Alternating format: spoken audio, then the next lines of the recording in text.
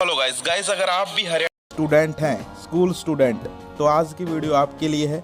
Guys अगर आपका भी यहाँ पर डाउट है टैबलेट को लेकर कि हरियाणा सरकार जो फ्री ऑफ कॉस्ट टैबलेट देने वाली थी उसका यहाँ पर जो है अब तक क्या हुआ, कब टैबलेट मिलेंगे, किस किस को मिलेंगे, कैसे मिलेंगे, तो इसको लेकर हरियाणा के शिक्षा मंत्री श्री कंवरपाल गुर्जर साहब जो हैं वो लाइव आए हुए हैं।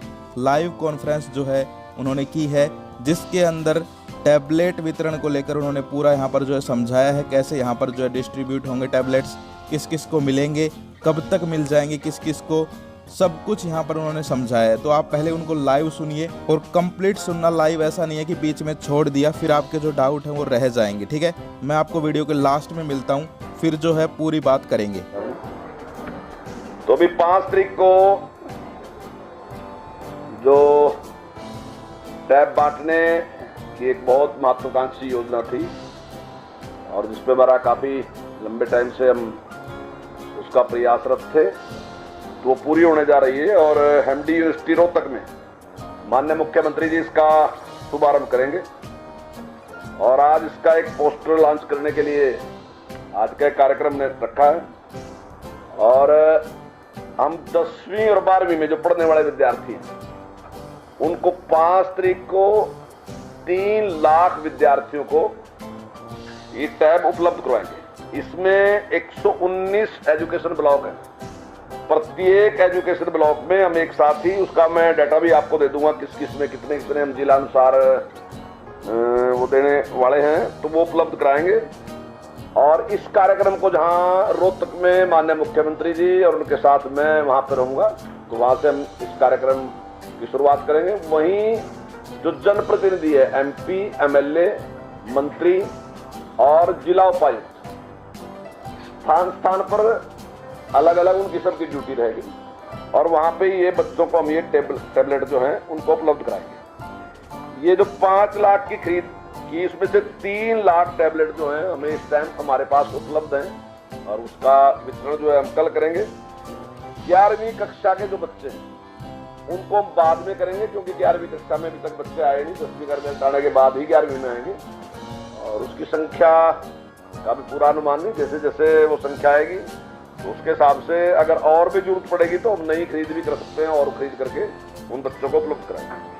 पूरे देश में ये इस प्रकार की पहली पहल है, जहां हम टैबलेट दे रहे वहीं हम उनको 2 GB डाटा भी फ्री दे रहे, वो डेली उनको उपलब्ध करा रहे, जिसमें लगभग मैं समझता हूं कि शायद लगभग 50 करोड़ रुपया नहीं, सिम पे 50 करोड़ रुपया खर्च हो रहा है और जो सॉफ्टवेयर है 10 करोड़ उस पे खर्च है और जो टैब पे है वो 620 करोड़ रुपया खर्च हम कर रहे हैं। और ये 2 GB डाटा जो मैंने कहा कि वो हम सबको फ्री दे रहे हैं, लगभग 3500 रुपए पर स्टूडेंट का उसका खर्चा आएगा, जिसका सारा सरकार है उसको वहन करेगी। और बच्चों की पढ़ाई के लिए ताकि अच्छा माहौल बन सके और नई टेक्नोलॉजी जिसकी जरूरत है, जो जिनके पास सुविधा है वो जिनके पास है, लेकिन जो अभावग्रस्त हैं लोग, जिनके पास इतने साधन नहीं है लेकिन उनके पास इंटेलिजेंसी है पूरी, तो ऐसे जो बच्चे हैं उनको सबको उपलब्ध करें। हम सरकारी स्कूल में जो 10वीं, 11वीं और 12वीं उसमें कोई कैटेगरी नहीं है, वो सारे के सारे बच्चों को इस प्रकार से टैबलेट उपलब्ध कराएंगे और मैं समझता हूँ इसके परिणाम जो आने वाले समय में वो बहुत ही अच्छे रहेंगे, ऐसा मेरा मानना है। और इसके साथ ही मैं एक बात, इसके साथ ही हम टीचरों को भी 33,000 टीचर है हमारे पीजीटी, उन टीचरों को भी हम टैबलेट उपलब्ध करें। अब आप कुछ और पूछना चाहते हो इसके बारे में?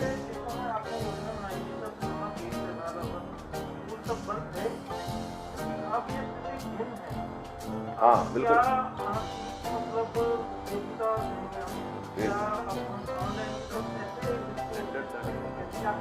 देखिए बिल्कुल आपकी बात सही है। उस समय कोरोना था और कहीं कहीं इस प्रकार का प्रयोग भी हुआ कि कहीं मोबाइल भी दिए गए, कुछ और भी दिए।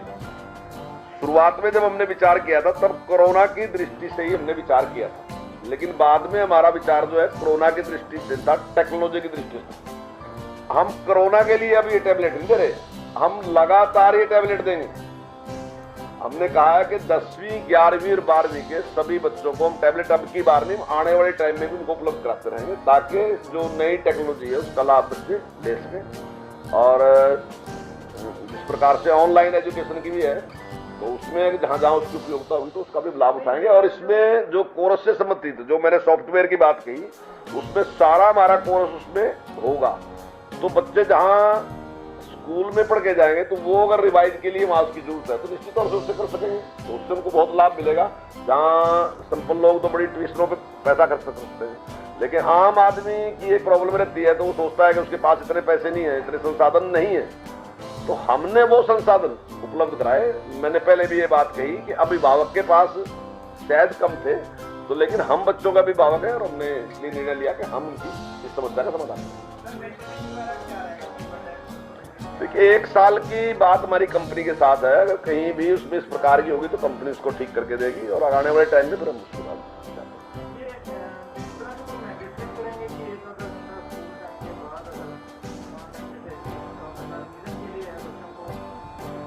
रहेगी। आप पहली दफा आप कैटेगरी के बच्चों को ले जा रहे हैं, एक तो देखिए वो ट्रेनिंग की बात में आती है, जिसको टाइप को एक चीज मैंडेटरी करेंगे कि एजुकेशन मिलेगा तो बच्चा स्कूल के बाद शाम में कभी। देखिए, अभी हम इसकी शुरुआत कर रहे हैं। इसकी कैसी कैसी जरूरत है वो निश्चित तौर से जैसे हम शुरू करेंगे तो उसके बाद वो जरूरतें हमारे सामने आएंगी और बच्चे वो बात हमारे सामने रखेंगे। तो जैसी जैसी जरूरत होगी, क्या जरूरी है, तो निश्चित तौर से वो सारी सुविधाएं होगी। हाँ, टैब जो है हमने उनको 3 साल के लिए दिया। अभी हमारा निर्णय ये है कि टैब 3 साल के बाद वापस लेंगे, उसके बाद अभी निर्णय यही है।